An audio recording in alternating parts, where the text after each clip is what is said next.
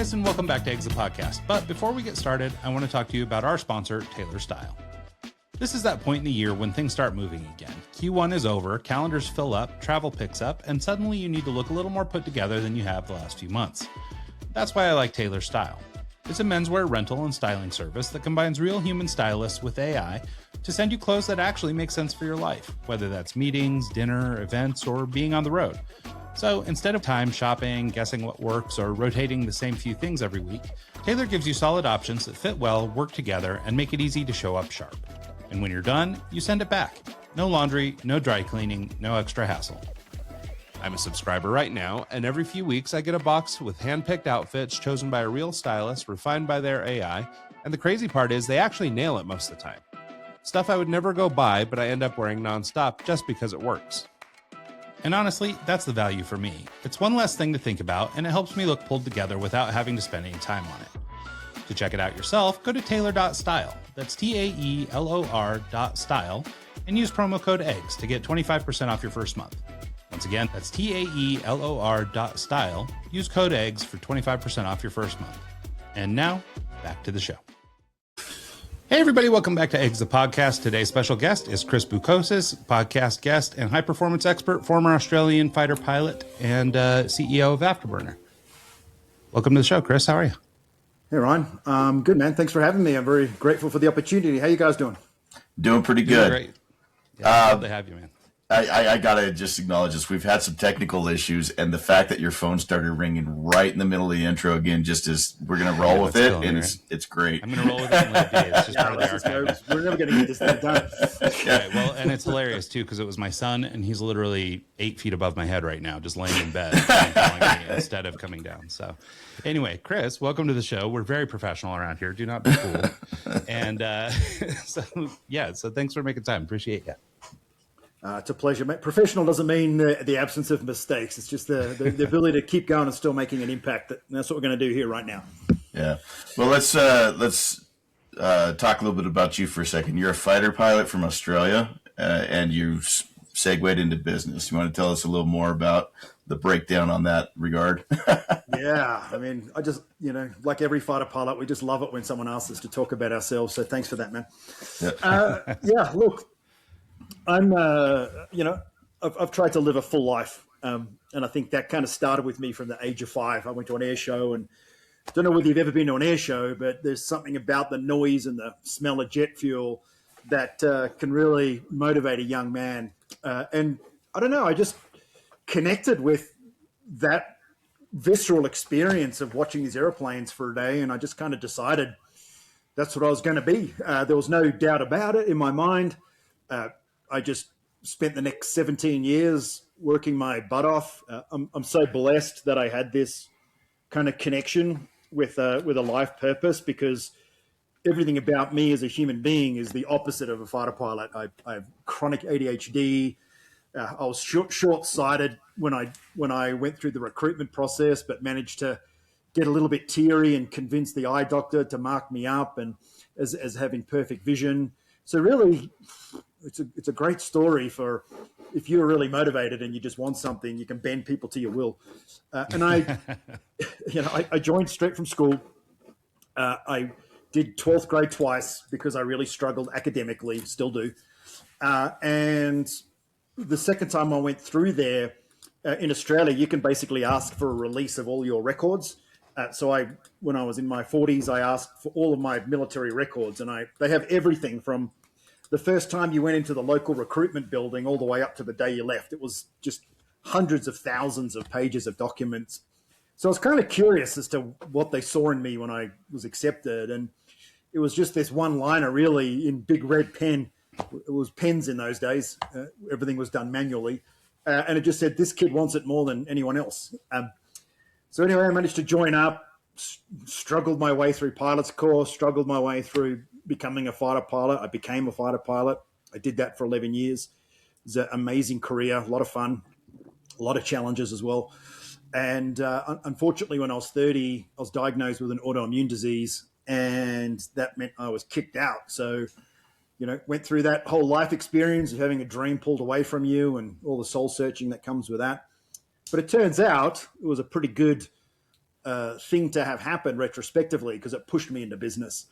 And when I, there was this thing called entrepreneurialism, which I hadn't really paid any attention to. But when I was looking at what am I going to do next, I was just trying to figure it out. And I thought, oh, that entrepreneurialism stuff sounds interesting. And, like all people with ADHD, you don't really like people telling you what to do. So I thought, I'll start my own business. And that's what I did. And I moved to Kabul in Afghanistan back in 2005. And my best friend and I started a company called CTG Global, Christian Thomas Group. Big aspirations. There was only two of us at the time. But it didn't, it only took us 4 years, and we grew to about 6,000 people and nearly $250 million in revenue. And at no point did we actually know what we were doing, which is, a great story for any entrepreneur. Like, that's the reality. If you're doing something new, the fact is you don't know what you're doing, and that's cool.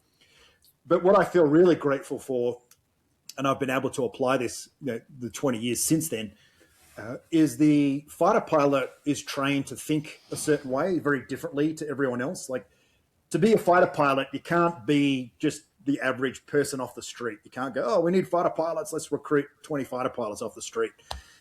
We're all just young men and women with a dream of flying airplanes, and the system turns you into pretty good at getting stuff done. The world of the fighter pilot's very fast. It's massively overwhelming. There's so much data. You're flying around in 3 dimensions. You're pulling 9G. Like, there's a lot of stuff that is beyond the realms of the average human. And what they effectively do is they train the human out of you, because humans are equipped to survive. And that's not the skill set you want for a fighter pilot. You basically want a killer, right? You want someone that's really good at getting stuff done and can take a $100 million machine out and bring the $100 million machine back. And so to be that person, you have to think differently. You have to have a different mindset. And the Air Force doesn't leave that to chance. And this is the same in the United States. In Britain, every fighter pilot is the same, trained the same way. And this way of thinking and existing as a fighter pilot was invented by the United States Air Force 60 years ago. And what it is this thing called iteration. And this is really powerful for entrepreneurs and founders. And I've founded 4 businesses with this. It's understanding that you've got to be super focused about where you're going. And then you've got to be really honest with how you're going, like where you are. And you've got to always try something new. And I love this idea of, you're not a billionaire, right? Well, you're not a billionaire yet. You can be, but it requires this ability to iterate, to take something and make it a little bit better tomorrow, and then to take that thing and make it a little bit better tomorrow. And I think not entrepreneurs on Instagram that take photos of themselves in a Learjet on the ground, but the real ones that actually build multi-million-dollar or billion-dollar businesses, they do this anyway. They've kind of got the skills naturally. They're always curious. They're very driven, very focused. But for most of us, we're not. So what I do now with this company Afterburner is I help people that maybe aren't naturally iterative, that don't think this way. And I help them think this way. So, good people can start to get the big dreams done and do some great things in the world. So, yeah, I've owned a publishing business. I've owned a hotel development business, built high-rise hotel in Australia. And Afterburner basically brings the world of the fighter pilot to the business world. And I bought this company 3 years ago, and I came out of retirement, forgot how hard it was to be a CEO. And now, so now I'm working for a living again, trying to kind of bring the story of my life. And this is our 30th anniversary at Afterburner this year. And just help that thing click for people, where it's like, I just feel like my goals are always out of reach, and just click it so they actually get there. Yeah. Yeah. So there's a lot to unpack there. We had a nice long intro there. The question I have is, coming from fighter pilot to your first business in 4 years, that kind of revenue. What was the business? And B, how did that just kind of evolve so quickly? Yeah, well, first of all, back in 2005, that's when the book Starting Your First Business for Dummies came out. All those dummies books, how to, code for dummies. So I remember going to a bookstore and I thought, oh, well, I'm a dummy, so this is a great book for me. Not being particularly book smart or academic, I kind of only read about the first 10 pages. But something in the first 10 pages kind of stood out to me, and it was, if you're going to start a business and you don't know what you're doing, make sure you create a business where supply will never meet demand. So here I am, 10 years into business. 10 years in the Air Force, and we just spent the last 5 years kind of blowing stuff up in Afghanistan and Iraq. So I thought, well, if it's all been blown up, it needs to be rebuilt. And so my business partner Tom and my best mate, we said, why don't we just go there and see what they need. And so we did, and we had these dreams and aspirations of becoming this kind of big private security company like Blackwater and all these companies that were making ridiculous money at the time. But we soon realized that we were just little minnows in that market. So we said, well, what if we, instead of trying to be the big dog, why don't we just kind of help them out? And we re-engineered the business plan, and we started asking them what are all the problems they're experiencing. And the big challenge at that time was the cost of labor. Like you take a former Navy SEAL Ranger, of which we had on our team. You're paying these guys $1,000 to $1,500 a day, but you could take a Nepalese Gurkha that was trained in the British Army and pay them $5,000 a month and almost get the same quality. Like the value proposition was compelling. So we won a big contract. Our first contract was $6 million in 2005 money, and we brought in 40 Nepalese Gurkhas to subcontract to a big security firm in Afghanistan. We did a good job. We grew. More security companies wanted us. But then we also started to talk to the United Nations and the humanitarian businesses, because at the time in Afghanistan, every bar, every pub had these kind of 20-foot walls. And on the other side of the 20-foot wall was like a festival. It was crazy. They said that at the time in Afghanistan, you had murderers, misfits, and missionaries. So it was a little bit, you've seen the Star Wars movie, when they go into the Star Wars bar. Yeah. It's like that. Like there's bounty hunters, there's just all these crazy people. But the thing about being a fighter pilot is you always say, I've got to go and achieve the mission.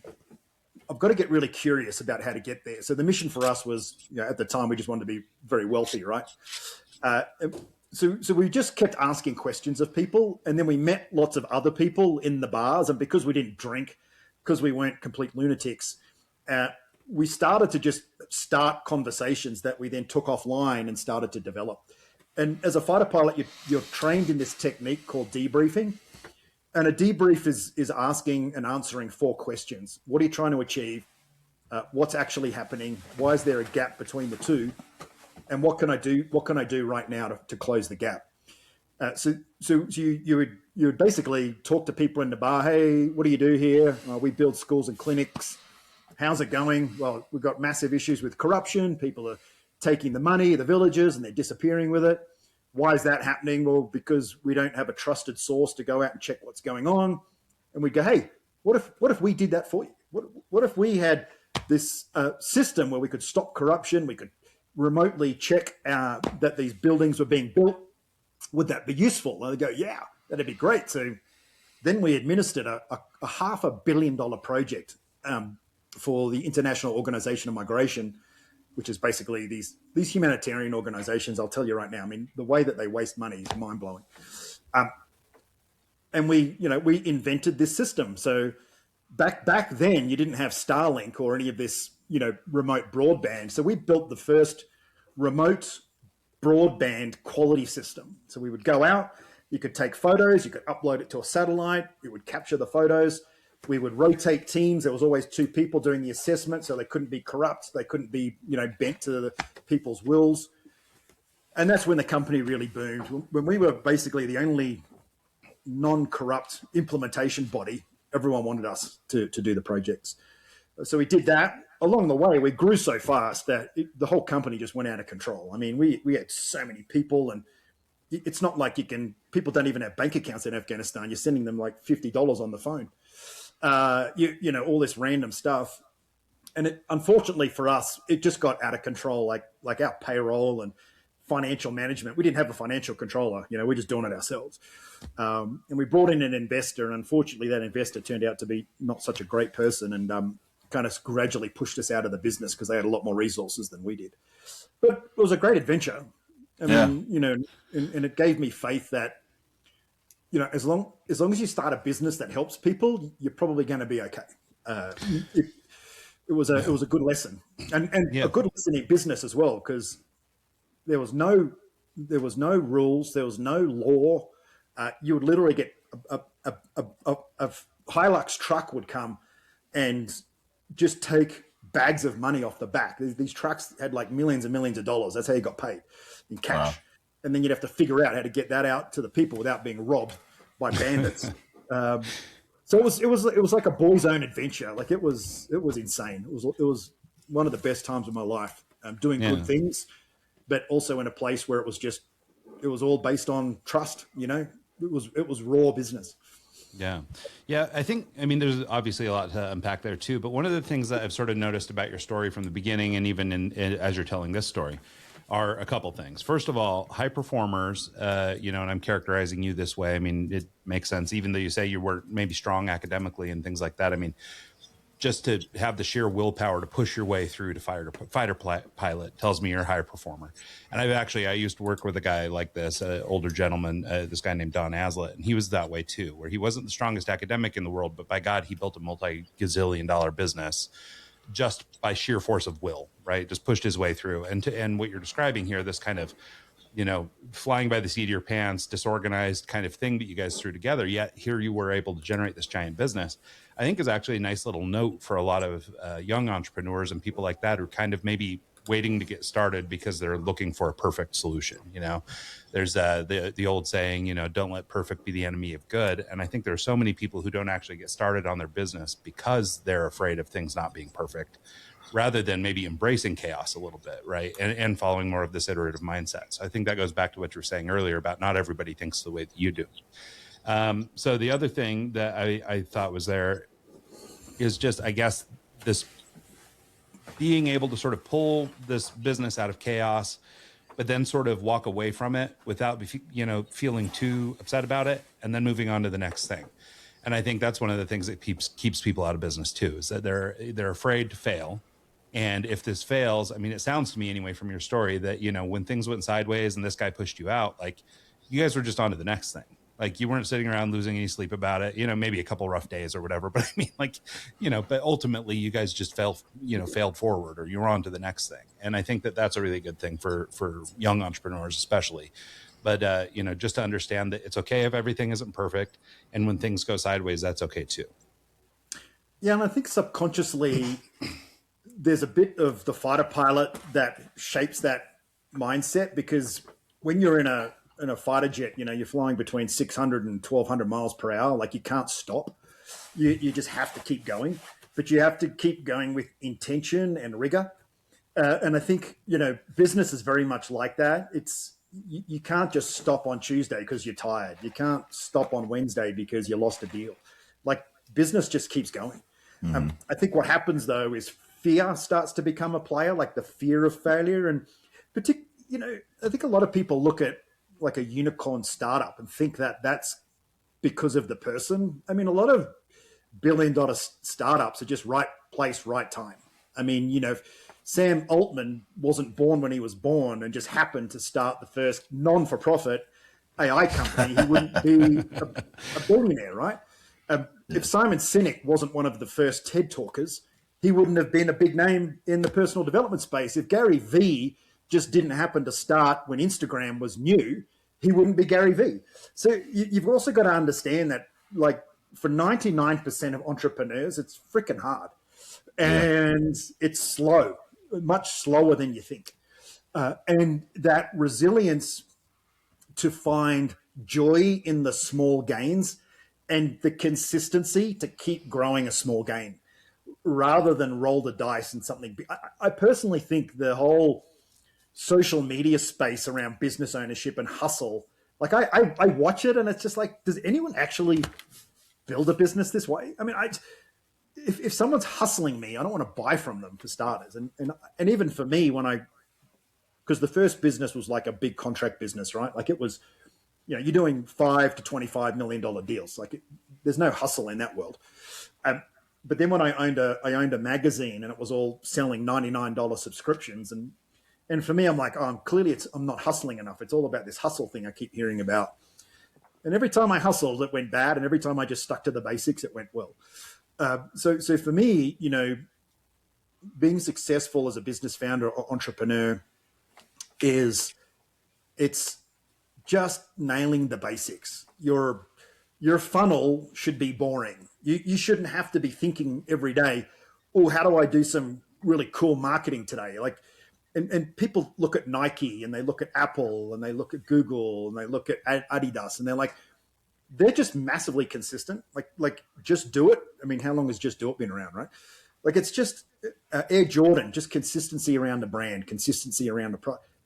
They change the fringes. And Nike's one of my clients, but every time they depart, like they just a couple of months ago, I don't know if you guys know, they tried to change their tagline from "Just do it" to "Why do it." What? that doesn't. Was it the fake Coke that was like the epitome of like don't do this? Like they or was it Pepsi or some new Coke? New Coke. Yeah. In the 90s, like that's the like it's working. Why break it? And that kind of and that to me that is somebody that thinks they're an entrepreneur and thinks that we always need to change things to mix it up. And humans don't actually, they just want consistency. They just want to know that if I buy this, it's what you say it is. And I trust you that if it's not, you're going to do something about it. And we're creating, we just buy so much crap we don't need anymore. It's probably not true. But, at the end of the day, when times are tough, people will always buy stuff that they need. They always need to wipe their bum. They always need to brush their teeth, and I think if you just always really drill in on what people need rather than what you think they want, because the blind spot for an entrepreneur is you see an idea and you see an opportunity, but that's only for people like you. Like that's not for everyone. And if you have a great idea and you think it's a great idea, it's not unless the people around you and you canvas widely that everyone thinks it's a good idea. Yeah. Well, and the Nike one is such a hilarious example. I mean, because why do it is actually almost totally, counterintuitive. It's the opposite of just do it. It's like, well, why do it? Well, why would I? I mean, I can sit here and watch TV today. I can sit and flip. Yeah, exactly. That's a good question. I'm not it actually it talks me out of buying shoes, right? Because what do I need those shoes for? I'm not going anywhere. So it's such a funny thing. But we were talking about this the other day, and it's a far less sexy example than Nike. But this company, there's a company called Safelite, and Safelite does just like windshield repairs. Yeah. And, they've had this brand for a million years, and it's not one you'd see in a brand book or anything, but it's consistent and their product is always pretty good. I've always had a good experience with this brand. Well, they just rolled out this new ultra sterile, brand campaign and logo and all this stuff where they stripped away all character. And I was talking with some other designer friends that I know, and basically our discussion was exactly what you were just saying. It was like, this screams of new leadership, or some new creative director, or some new somebody has walked in and decided they're going to make their mark on Safelite. And instead, they stripped away all the culture and the life and everything out of it. And now it may as well just be, VC backed, or like a, some sort of fund that owns them now. And maybe that is what it is. But I mean, they look like just generic VC backed company now. They've kind of stripped away everything that was Safelite. So it's kind of interesting how people will just sacrifice that for, because it feels good or because it looks different or whatever, and kind of even spit in the face of things that work, like just do it. Yeah. But that's deeply human. That's the kind of the challenge with. So the difference with iteration is take something good and make it better. But we think as human beings, if I just do something different, I'm going to solve today's problem. And that's kind of how Nike and these guys make money, right? They're like the average athlete or human, right, thinks about running a marathon every 4 or 5 years. And then they go buy all the kit and they run for 2 months and they forget about it. And then 4 or 5 years later, they go buy it all again. like we just feel that new replaces old, like new fixes old. But it's not. That's not how successful people work. If you look at the Warren Buffetts, the Ray Dalios, the Roger Federers, the Serena Williams, they just do the basics consistently well. And then there's this other idea of people and entrepreneurs that think if I have structure, it's going to limit me. If I start to do everything step 1, step 2, step 3, I'm going to lose. I'm not going to be creative. And I think you guys are in that industry, right? So you know it, right? Creative can sometimes be misinterpreted for chaos. Like they both start with C, they both feel like work, but the results are what you have to measure creativity by. And I think, and again, you learn this as a fighter pilot. It's like when you start a fighter jet, every person that flew the aircraft I flew, the F-18 Hornet from Spain to Finland to the United States Navy, every pilot starts it exactly the same way. We turn it off exactly the same way. We fly it exactly the same way. And the reason we do that is because when you're actually in combat, it's so chaotic and you need to be so creative that if you're wondering, oh, what does this button do? Then you're dead. You don't come home.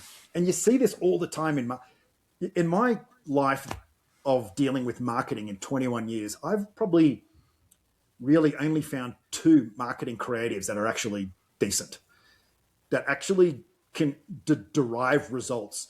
And whenever I've worked with an outsourced marketing company, when they start the conversation, well, hey, it's just marketing. We just have to test and adjust and, can't guarantee anything. It's like, well, I'm not going to work with you then, because why would I hire someone that before we even start says it might not work?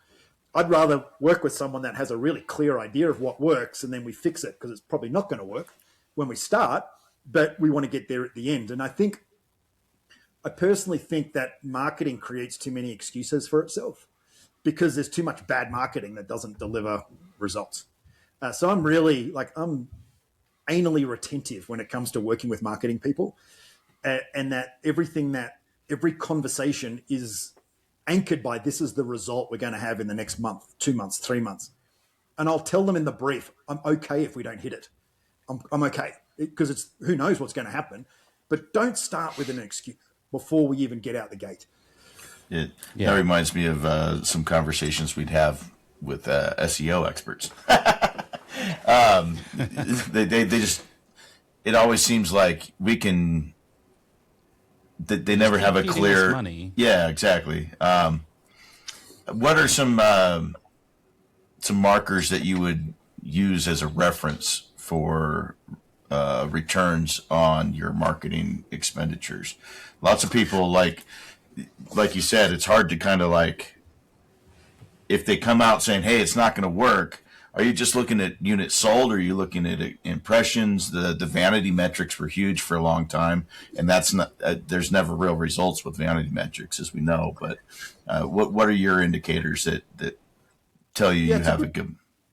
It's a good question, Mike, and I keep this really simple for my entire life. Right, I use the same philosophy for absolutely everything, whether it's marketing, whether it's operations, logistics, whether it's the wonderful woman that I chose as my wife. It's when I was younger, I felt like you had to kind of be everything to everyone, and you had to adapt and compromise and accept. And then what I realized was, and I sort of thought, and I guess this came about subconsciously, it's like as a fighter pilot, I always had a target. Like I always started with the end and then worked backwards. Mm-hmm. And then subconsciously in business, I had the end set. Me and Tom had the end set for our business. But in life, I didn't do that. And what I've learned was if you approach everything with a destination.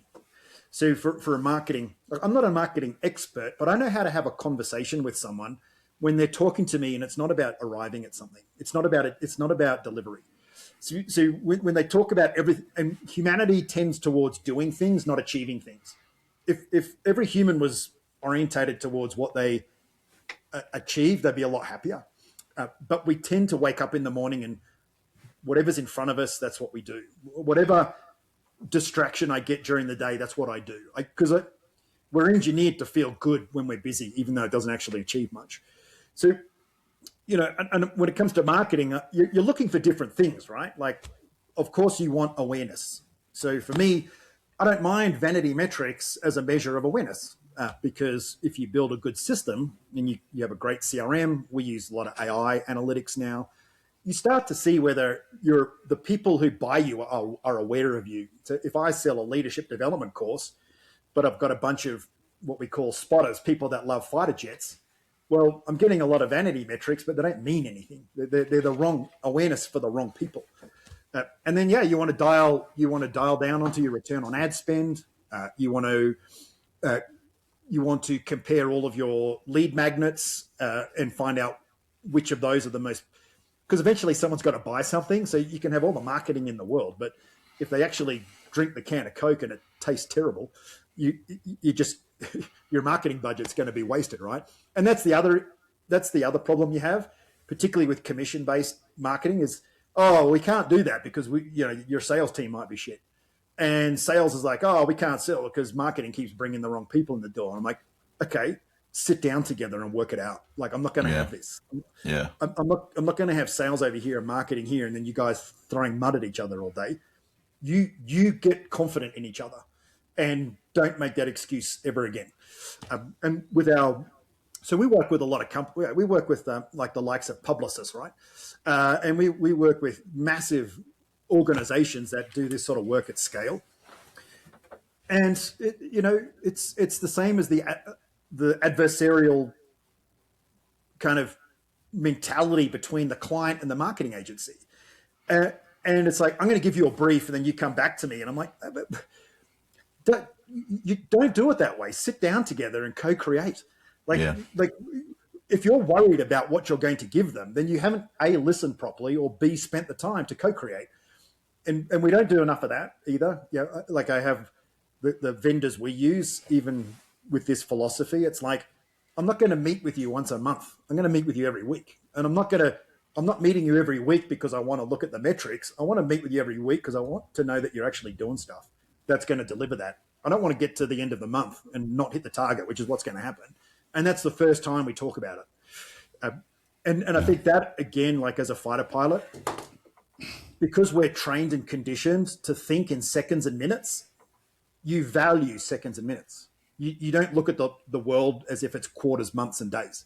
Because if you look at what do I want to achieve today, you're going to make you make 220 decisions around what you're going to eat per day, right? This is how wasted our decision making is. But if you start to think, what do I want to achieve this hour? What am I going to deliver this hour, this 30 minutes? You'd be quite surprised at how much you can actually get done that delivers something rather than just be busy. Yeah. I wanted to go back to, you mentioned this idea of sort of, just as a fighter pilot, you guys start flying, you're going 600, 1200 miles an hour and you can't stop.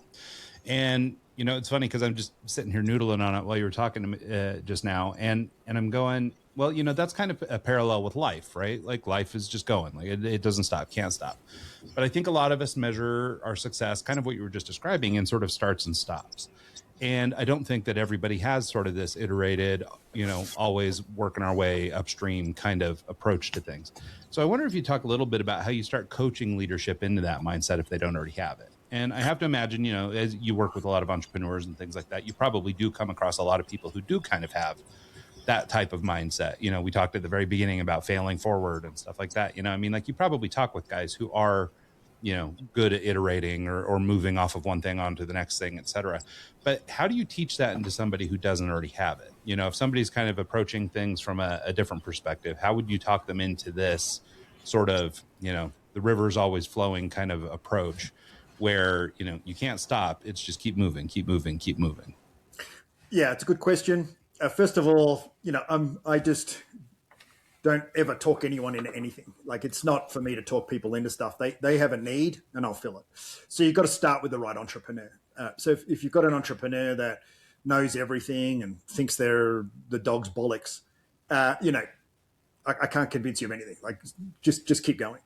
But, the entrepreneur that's cashed in their home, they're struggling on a second mortgage, they're all in 7 days a week, and they just can't find the hook that just brings it all together.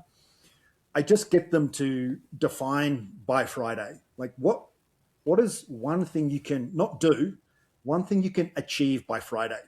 And the thing about entrepreneurs is you're at the highest risk of busy work, because if you're a true entrepreneur and it's your own business, nothing exists. Websites don't exist. Products don't exist. SKUs don't exist. So it's always about what do you start with? And the number one thing you need to live is oxygen, and oxygen is marketing. So what do you need to achieve to get more oxygen by Friday? And everything to do with oxygen sucks. Like marketing, marketing is hard because you're talking about ones and twos of percents, right? You guys know it. In terms of what stuff, the amount of work you're going to put out, you're going to get this tiny little bit of engagement. I mean, when I started business, 20 years ago, you needed to have 4 conversations to build trust. Today, it's in the 20s. You need to have 20 touch points before someone actually begins to trust you, which means that you're going to go to the bar 20 times looking for, a wife, and you're going to get knocked back 19. So you've got to have that kind of successful actor philosophy, which is auditioning for 200 movies and then you finally get one. So that sucks. So expectation management's important. So when I say, what do you want to achieve by Friday? It's what can you realistically achieve by Friday? And that might be sit in a room, lock the door, shoot 20 reels on Instagram. And they might be terrible, but it doesn't matter because at least you've achieved it. And then you can iterate on that because, I hate social media, but I got to do it. And I know that the more I do it, the better I get at it because I'm trained. It's like a trained muscle. It's the brain. Have you defined the customer journey? Do that by Friday. Next Friday, customer journey. What all the way from buying up to why would they want it, and define that. And with AI today, you don't even just ask it. Just say, "This is my product. Build my customer journey for me." And then connect it to Chrome and build my CRM, build my ads campaign, build. I love it, man. I'm so all in on AI. It's like, as a business owner, it's the best thing ever in there. So I think that's the key here. It's stop getting lost in the doing and start to get into the achieving.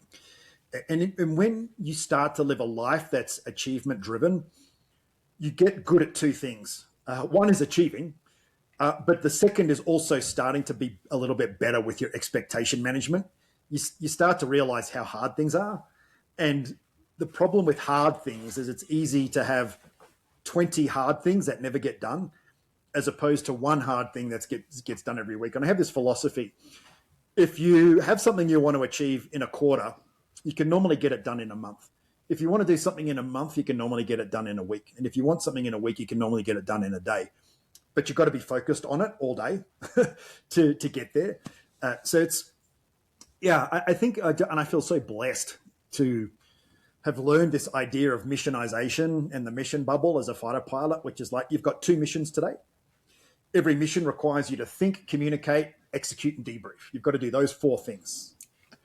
And when you start to think that way, which is what 2 things do I need to achieve today to deliver by Friday, and turn your phone off, get Slack disconnected from your computer, and just freaking dial it in for an hour or 90 minutes. You would be amazed at how much you can create in 90 minutes. And if you're into the neuroscience on this deep flow stuff, in 90 minutes of focused work, you can achieve around 8 to 12 hours of distracted work.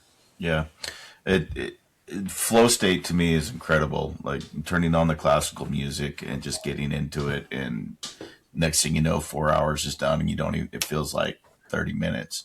When that happens, you know those plasma balls. Do you know those big glass balls that have the electricity? Yeah. Yeah, they have them at museums and stuff. Just that's how the human brain works. So if you put 10 fingers on a plasma ball, the electricity goes everywhere. You put 1 finger on a plasma ball, you get this really strong electric current into your finger. That's deep flow. All the neural energy of the brain, all the electricity focused into the one task, brings the 11 million processes per second targeted down into exactly what it is you want to achieve. But that does take about 20 to 30 minutes for you to get into that state. Yeah, when it happens, it doesn't. I'm not as I don't when I naturally get into flow state and I didn't force it, it's crazy to just sit back and think how much I got done. And when I try to get into flow state, sometimes I have a really hard time doing it because it's like squirrel, like everyone has that. And I have a philosophy around that, Mike. Yeah. There's a reason that happens. And the reason is you're focused on the wrong work and your subconscious is telling you. Okay. When you're focused on the right work, flow's easy. So when you're doing something that you don't want to do because you can't see what it's going to achieve, it's really hard to get into a flow state. So when the squirrel comes, my advice to people is to sit back and ask yourself, what does this work achieve? And that has to achieve something that you want, has to achieve more revenue, has to achieve more time, has to buy the new motorbike that you want. And that's where there's this little gray area between the grind. Like you've got to grind to make the flour to bake the bread. You don't just want to grind to make flour. So trust your subconscious. Like the subconscious is way more powerful than what you're thinking about. And when the subconscious and the conscious are lined up, because the subconscious anchors to the belief, consciousness anchors to the work. When those two are aligned, then that's what, to me, not human performance, but human potential. That's when you achieve full human potential. Love it. So one of the things I wanted to get into a little bit with you is I guess deciding what to do, right? So if we're using the metaphors that we've been talking about throughout, the fighter pilot mission, we're driving straight, you got the end in mind, whatever. I think people really get caught up in this thrashing thing, especially solopreneurs, people who are working on their own and maybe don't have a team to bounce ideas off of, that sort of thing. There's a myriad things to do, like the example you just used about, you don't want to stop at making flour, you actually want to make the bread, right? But for a lot of people who are just starting in business, maybe they've got to make the flour before they can sell the bread. And so I wonder if you help or if you have any ideas around sort of making decisions around what to do. And I think it's sort of twofold. One part is that I think a lot of people just thrash around in this decision zone because they feel busy and it doesn't, it feels like they're getting stuff done even if they aren't really. And then I think the other half of this is, doing things in the right order or making sure that we're actually doing things that are moving the needle and understanding, how to choose those things, I guess, in sequence or to identify the path, so to speak. So I wonder if you could talk a little bit about that, as you're working with entrepreneurs who are sort of stuck in the mud and a lot of it's around decision-making, things like that, how you would start to guide somebody or help them move forward. Yeah. So think of it like this. If you need to make flour to make bread, you've got to know exactly what loaf you're going to start with. There's a gazillion breads, right? So I want to make a sourdough with sesame seeds on top. Awesome. Because that's the difference between destination thinking. What we do as humans is we say, here's where I am, let's go. And that's the recipe for thrashing. Because that's the default human condition. Wake up, be busy. So we think in terms of A to B, but we don't really, you've heard that before. We just, let's just get from A to B. The problem is no one defines B. B is just an idea. It's an intention, and an intention you don't arrive at intentions, you arrive at destinations. So to go back to I said it earlier, it's as a fighter pilot, you always start with the target. As an airline pilot, if you guys get on an airliner, right? What's your favorite holiday destination, right? Where do you like to go? Barcelona. Cool. So when you get on an airplane to Barcelona, the captain doesn't say, welcome aboard, ladies and gentlemen. Our goal is to get to Barcelona today, right? No, I hope not. You hope not, yeah. But humans, we live in this world of goals, right? And everyone knows as a human being, a goal is something nice to achieve. It's not essential. The captain says our destination is Barcelona. That immediately instills confidence in people because you've got a competent group of individuals up the front that's going to get you there. So that mindset shift as well. By Friday, I'm going to arrive at a destination, not a goal. Because a goal, we've got kids that play sport, they go out, they kick a goal, they throw a goal, but they still lose the game. So deep down in our subconscious narrative, we tell ourselves that just trying for a goal is as good as achieving it. It's this really weird bit of human autopilot that we have.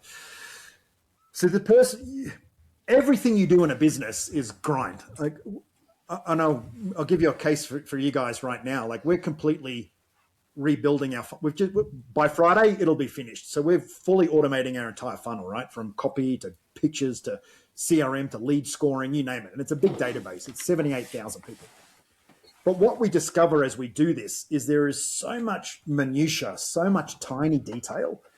And if any one of them is wrong, it throws the whole game out, right? So my team and I, every single morning, we start off with, here's all the gaps that we found yesterday, because we're all working on different things.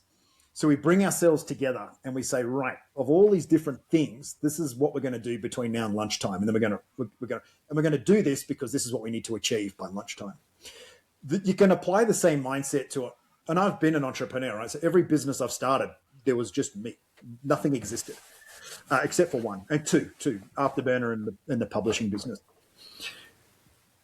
So for me, it's like, if I'm doing work that's not generating revenue right now, it's not important. Even I can use a spreadsheet as a CRM. The reality is right now, I'm not doing anything to market. I'm not getting any oxygen. So you've got to be doing, and I think entrepreneurs, particularly product-oriented entrepreneurs, they just fiddle with the product all day. They just, it just needs more features. It just needs to be this. It just needs to be that. And you're effectively writing a bestseller without ever putting it on the shelves. So you've got to get out of this. I've got this great idea. I've got this great product. If the product was just a little bit better, everyone would buy it, and understand that best known is better than best. And to be focused on becoming known for something, and then iterate the product based on what real people using it say, not what you think. 95% of our decisions are based on perception, and perception is everything behind the eyeballs. It's all you. The 5% is where the magic is, because that's reality.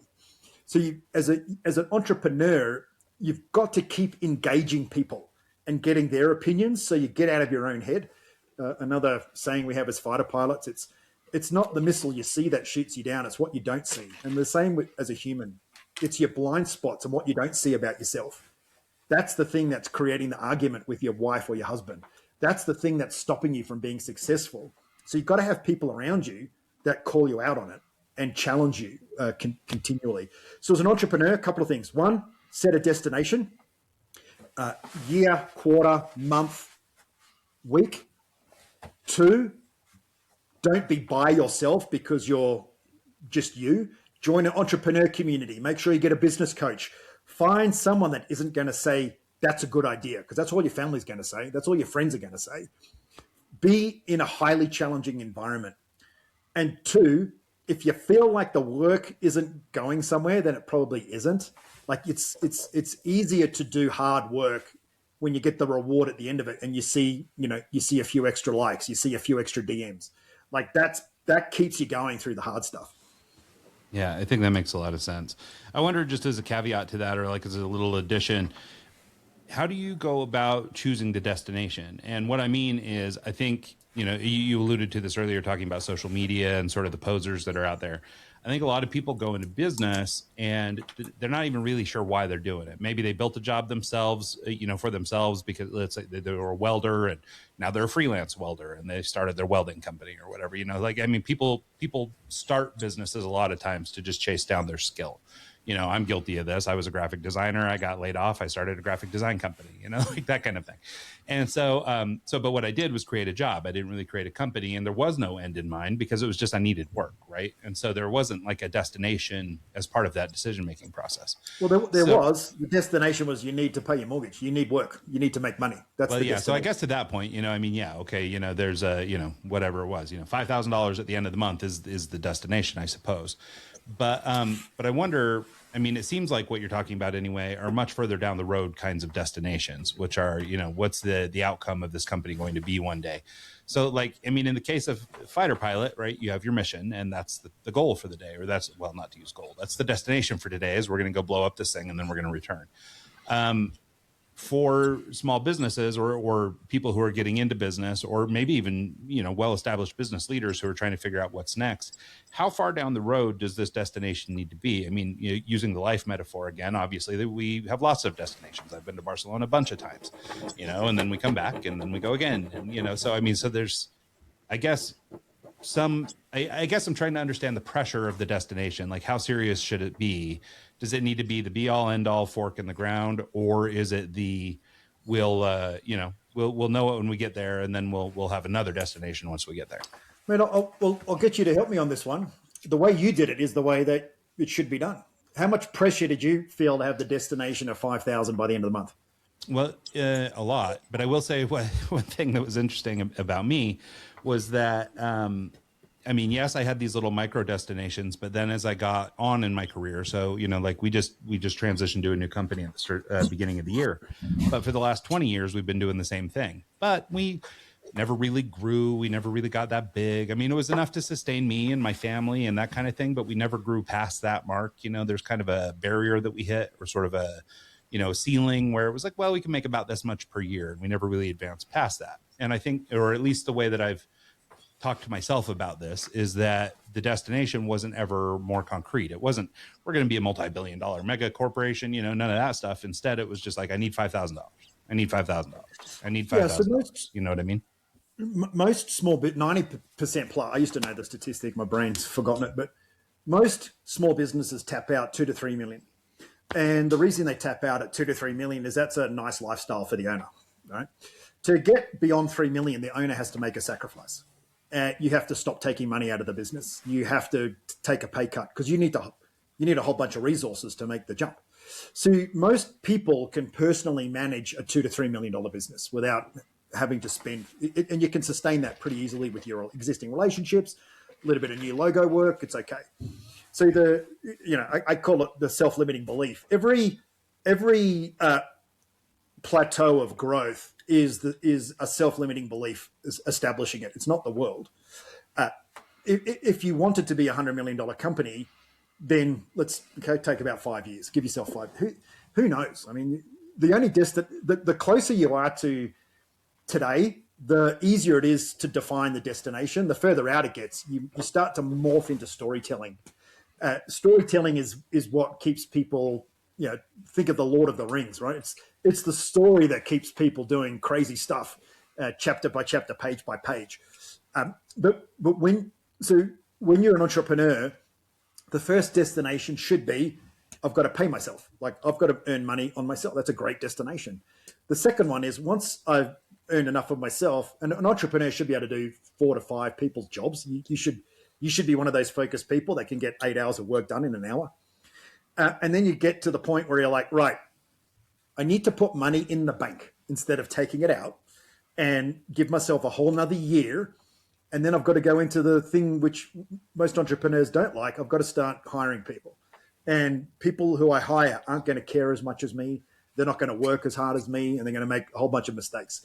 That's painful, but it's also, it's like painful. It shouldn't be a surprise. That's just what's going to happen. And I think what happens is people try and push through 2 to 3 million. They hire a bunch of people to help. They don't deliver, and you go, screw that. I'm just going to go back to 2, 3 and do it myself because that's just easier.